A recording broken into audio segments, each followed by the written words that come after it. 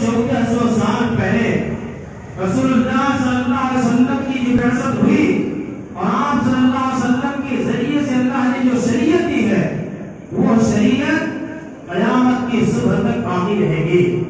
اللہ تبارک و تعالی نے اس شریعت کے بقا کے لیے جو دستاویز کی شکل میں کتاب دیا تھا وہ کتاب قیامت کی صبح تک باقی رہے گی۔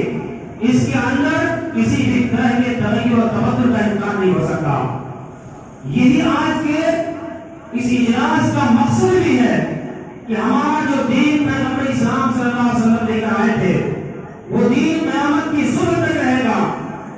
جو شریعت اللہ نے بھیجی تھی اس شریعت کے بعد کسی دوسری شریعت کا نہ تو انتظار کیا جا سکتا ہے نہ کسی دوسری شریعت کو تسلیم کیا جا سکتا ہے۔ قرآن مجید اور اللہ کے نبی صلی اللہ علیہ وسلم کو آخری نبی ماننا، قرآن کو آخری کتاب ماننا، نبی صلی اللہ علیہ وسلم کو آخری نبی ماننا، یہ مذہب اسلام کی ابدیت والی خصوصیت کا اعتراف کرنا ہے۔ قرآن مجید آپ پڑھیں، 100 سے زائد آیتوں کے اندر اس عقیدے کو اللہ تبارک و تعالیٰ نے بیان کیا کہ رسول اللہ صلی اللہ علیہ وسلم آخری رسول ہیں اور قرآن مجید یہ دنیا کی آخری کتاب ہے۔ آسمان سے جن کتابوں کا اللہ نے نزول کیا ان میں سب سے آخری درجے کی کتاب قرآن مجید ہے، آخری نمبر کی کتاب قرآن مجید ہے۔ اس کے بعد کوئی کتاب نازل نہیں ہوگی۔ 200 لگ بھگ احادیث آپ کو ملیں گے جن کے اندر اس عنوان کو بیان کیا گیا کہ مذہب اسلام یہ ابدی دین ہے، قیامت کی صبح تک کسی دوسرے دین کا تصور نہیں کیا جا سکتا، کسی دوسری شریعت کا امکان باقی نہیں رہتا۔ امام غزالی رحمۃ اللہ علیہ نے کہا اور کتاب و سنت کے دلائل سے یہ بات واضح ہے کہ یہ امت مسلمہ کا اجماعی عقیدہ ہے کہ رسول اللہ صلی اللہ علیہ وسلم کی رسالت آخری رسالت ہے۔ آپ کسی مجلس کو دیکھ لیں کہ مختلف مکتب فکر کے افراد موجود ہیں، لیکن جہاں جہاں ہندوستان کے اندر یا دنیا کے کسی بھی حصے میں تحفظ ختم نبوت کے نام پہ مجلس بنتی ہے، کمیٹی بنتی ہے، تمام مکتب فکر کے افراد اس کے اندر شامل ہوتے ہیں اور مشترکہ کوشش ہوتی ہے کہ نبی صلی اللہ علیہ وسلم کی ذات اور آپ کی رسالت کے اوپر جب بھی حملہ کیا جائے یا جب بھی حملہ ہوگا تو ہم اپنی جزئی اطراف کو مٹا کر کے اس کا دفاع کریں گے۔ جس طرح سے صحابہ کرام نے اپنی جان کا نذرانہ پیش کیا تھا اسی طرح سے ہم اپنے تن من دھن کی بازی لگانے کے لیے تیار رہیں گے۔ یہ ہمارا عقیدہ ہے اور یاد رکھیں ہم مسلمان ہیں، ہمارے لیے بنیادی طور پہ 2 چیزیں ہیں، ایک عقیدہ ہے، دوسرا عمل ہے۔ انسان کے لیے اصل چیز عقیدہ ہے، عقیدے کے اندر کمزوری یا عقیدے کے اندر مداحت دوبارہ نہیں کی جا سکتی۔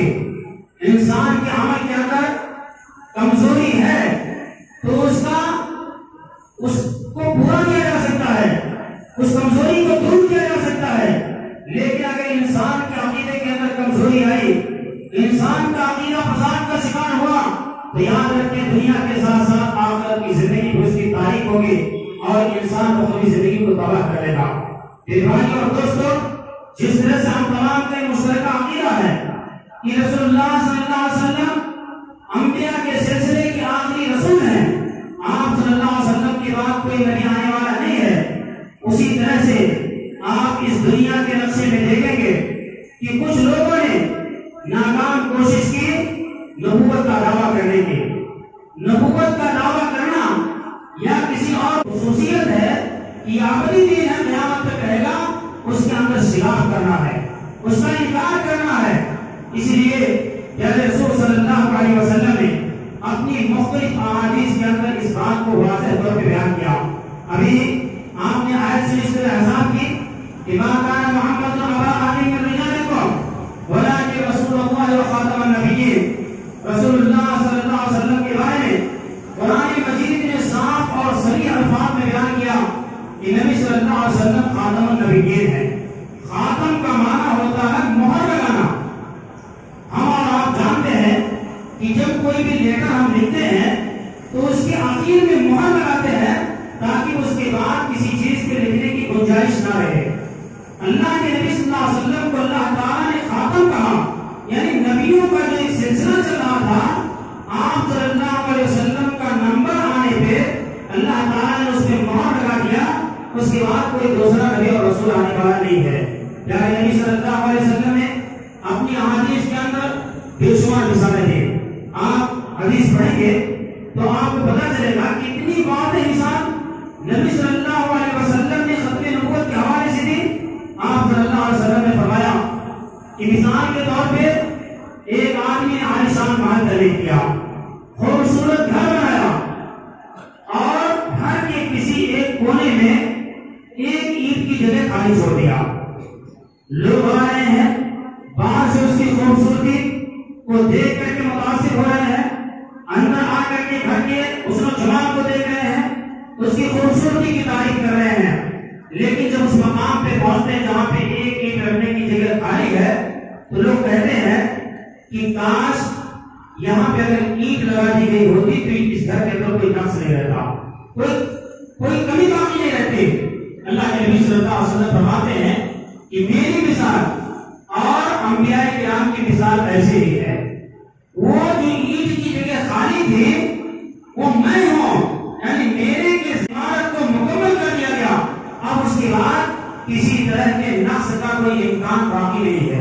اتنی واضح مثال، اتنی واضح مثال اللہ کے نبی صلی اللہ علیہ وسلم نے دی، جس سے یہ بات واضح ہو جاتی ہے کہ پیارے رسول صلی اللہ علیہ وسلم انبیاء کے سلسلے کے آخری رسول ہیں، آپ کے بعد کسی دوسرے نبی کا امکان نہیں ہے۔ اس کے علاوہ بھی متعدد روایات ہیں۔ اللہ کے رسول صلی اللہ علیہ وسلم نے ارشاد فرمایا، بلکہ پیشین گوئی فرمائی کہ میرے بعد بہت سارے لوگ دین کی اس خصوصیت کو متاثر کرنے کے لیے نبوت کا دعویٰ کریں گے۔ آپ نے فرمایا، حضرت ثوبان رضی اللہ تعالیٰ عنہ کہتے ہیں کہ پیارے رسول صلی اللہ علیہ وسلم نے ارشاد فرمایا، انہو سیکون من بعدی ثلاثون کذابون، اے لوگوں سن لو، میرے بعد 30 لوگ ایسے پیدا ہوں گے جو جھوٹی نبوت کا دعویٰ کریں گے۔ کلہم یزعم نبی انہ نبی، ان میں کا ہر آدمی یہ گمان کرے گا کہ میں نبی ہوں۔ اس کے بعد آپ صلی اللہ علیہ وسلم فرماتے ہیں کہ وَأَنَا خَاتَمُ النَّبِيِّينَ، میں سب سے آخری نبی ہوں، لا نبی بعدی، میرے بعد کوئی نبی آنے والا نہیں ہے۔ اتنی واضح پیشین ہوئی اللہ کے نبی صلی اللہ علیہ وسلم نے کر دی، لیکن آج بھولی بھائی امت کا عالم یہ ہے کہ کوئی شخص کہیں سے اٹھتا ہے، نبوت کا دعویٰ کرتا ہے اور اس کے پیچھے لوگ بھول لیتے ہیں، اس کے پیچھے لوگ بھاگتے ہیں اور اس سے متاثر ہوتے ہیں۔ یہ سلسلہ نبی صلی اللہ علیہ وسلم کے زمانے سے آج تک چل رہا ہے، اور شاید فتنوں کا جو سیلاب اڑا ہے آگے بھی کسی چیز کی امید کی جا سکتی ہے۔ اللہ تعالیٰ آپ تمام کی حفاظت فرمائے۔ میرے بھائی اور دوستو، نبی صلی اللہ علیہ وسلم نے اس حدیث کے اندر واضح طور پہ کہا کہ میرے بعد تو کوئی نبی آنے والا نہیں ہے، البتہ نبوت کے جھوٹے دعوے دار پیدا ہوں گے۔ اس کا مطلب میرے بعد جو بھی نبوت کا دعویٰ کرے گا وہ جھوٹا ہوگا۔ یہ سرٹیفکیٹ پیارے نبی صلی اللہ علیہ وسلم نے دے دی۔ اس کے بعد آگے چلیں، رسول اللہ صلی اللہ علیہ وسلم کی تیسری حدیث حضرت عقبہ بن عامر الجہنی رضی اللہ تعالیٰ عنہ بیان کرتے ہیں کہ پیارے نبی صلی اللہ علیہ وسلم اگر کوئی نبی ہوتے تو حضرت عمر بن خطاب رضی اللہ تعالیٰ عنہ ہوتے، لیکن میرے بعد کوئی نبی نہیں ہے۔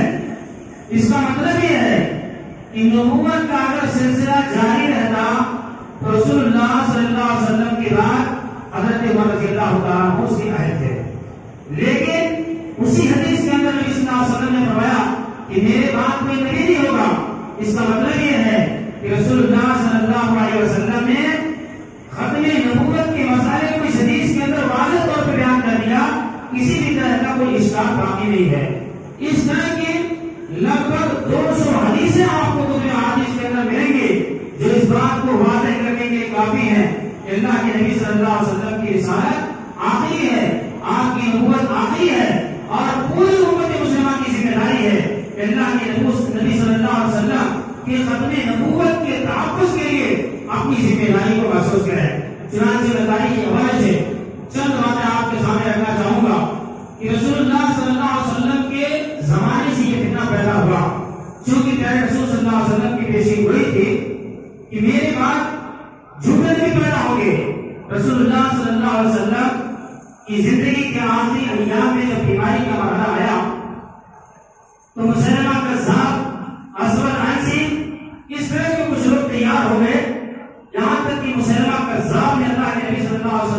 पास खत लिखा कि नबूवत का जो मसला है वो आधा आधा बंटवारा कर लेते हैं, आधा आप ले लीजिए, आधा मैं ले लेता हूँ। तो अल्लाह के नबी सल्लल्लाहु अलैहि वसल्लम ने उसके बाद जवाबी खत लिखाया। आज भी हदीसों के अंदर नबी सल्लल्लाहु अलैहि वसल्लम का तहरीर कराया हुआ वो खत मौजूद है। अल्लाह के नबी सल्लल्लाहु अलैहि वसल्लम ने उसके अंदर लिखाया क्या सलाम अलैहि मन इत्तबअ हुदा, सलामती हो उस आदमी के ऊपर जो हिदायत की पैरवी करे।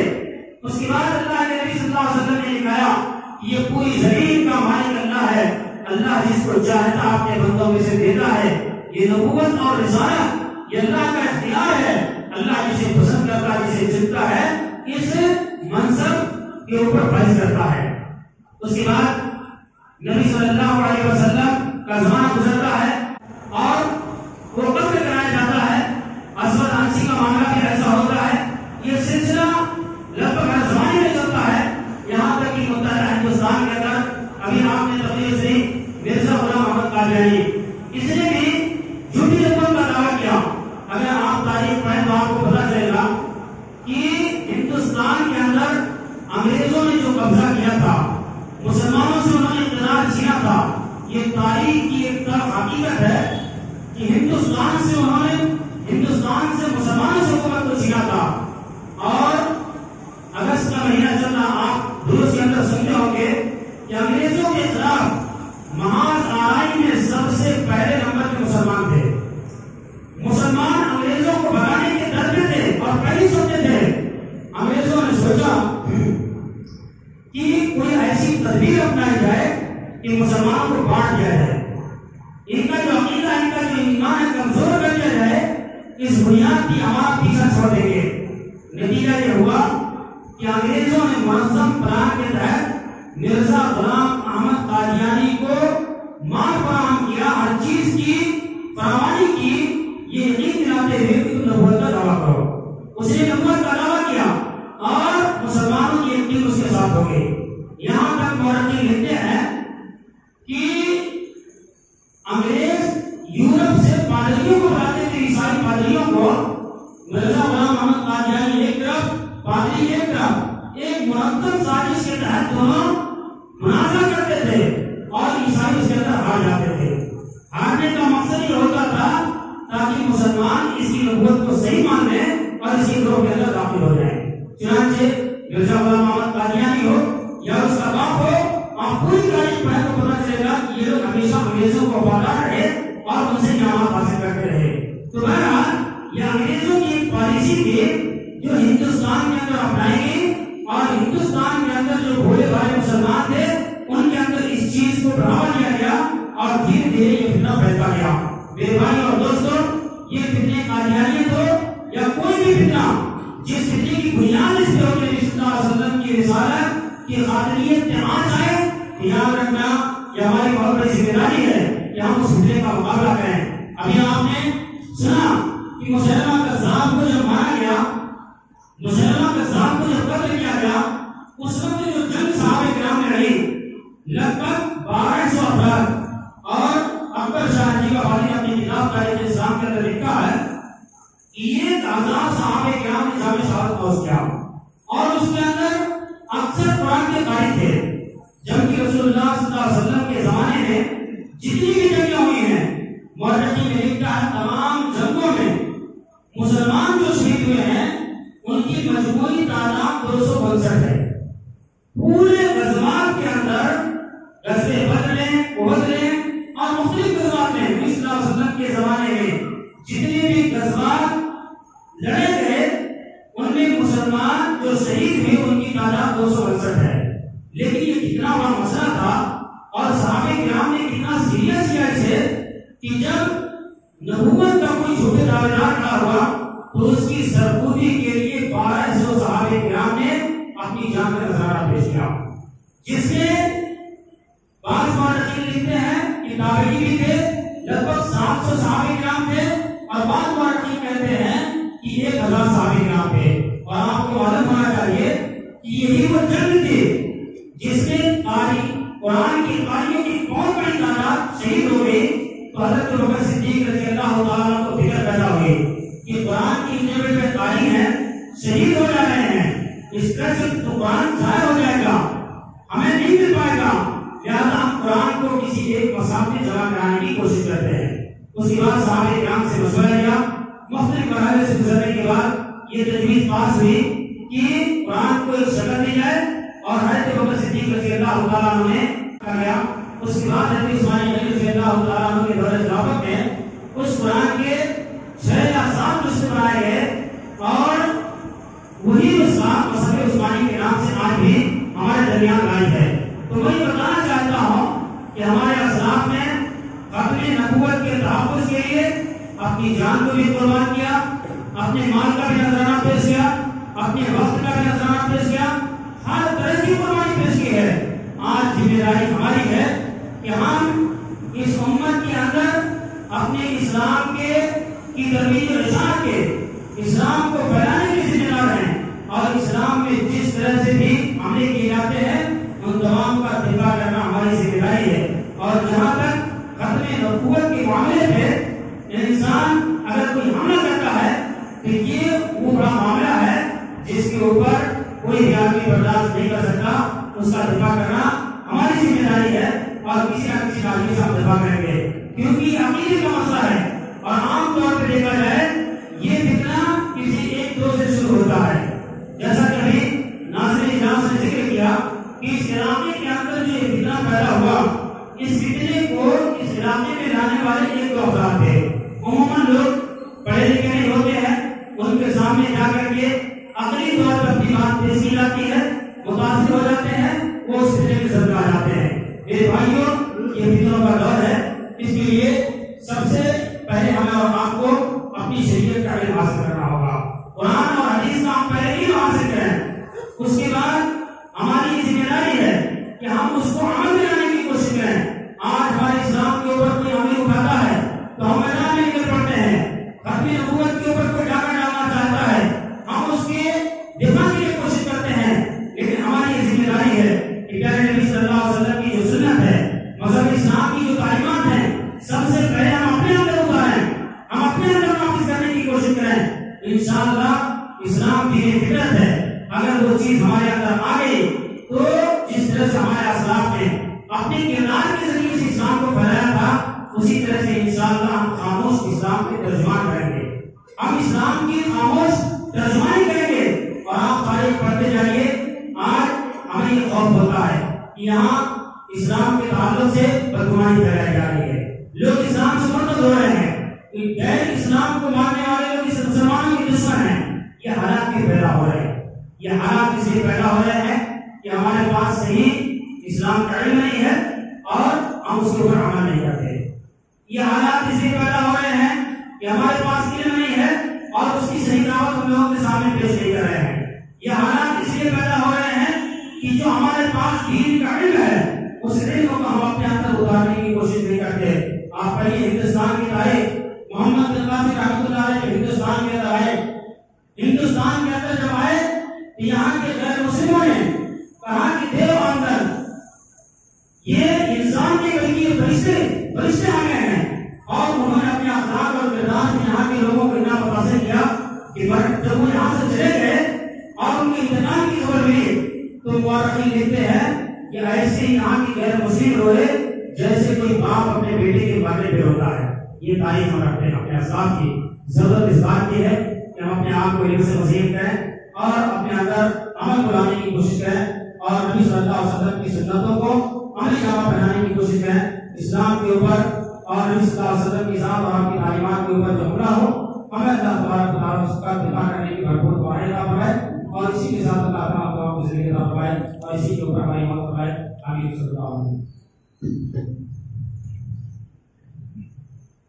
جناب ڈاکٹر غلام حسین صاحب سے گزارش ہے کہ وہ اسٹیج پر تشریف